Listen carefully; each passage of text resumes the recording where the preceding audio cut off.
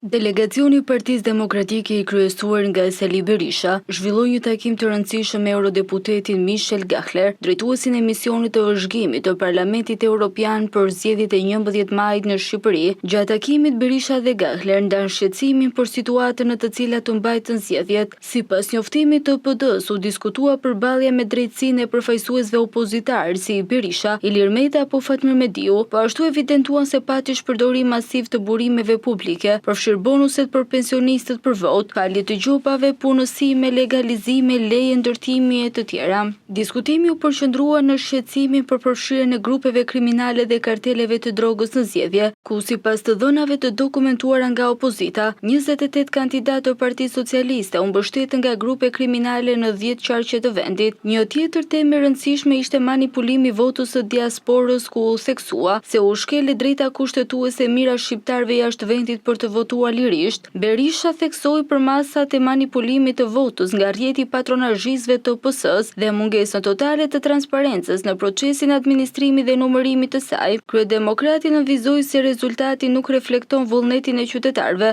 dhe se opozita do të vazhdojë të bëjë transparencë dhe zbardhjen e plotë të shkeljeve. Ai kërkoi mbështetjen e Gahler dhe europarlamentarëve për sigurimin e votës së lirë në Shqipëri, si themeli çdo procesi demokratik dhe kusht për ecurinë e mëtejshme të vendit në rrugën europiane. Ndërkohë Gahler garantoi se do të ndjek çështjen e Shqipërisë me objektivitet në emër të misionit të tij dhe se do të mbështesë çdo përpjekje për përmbushjen e standardeve demokratike dhe kritereve të antarësimit të Shqipërisë në BE. Në këtë takim morën pjesë edhe nënkryetari i Demokratëve Ert Bylykbashi, si dhe Albana Vogshi e Jorida Tabaku.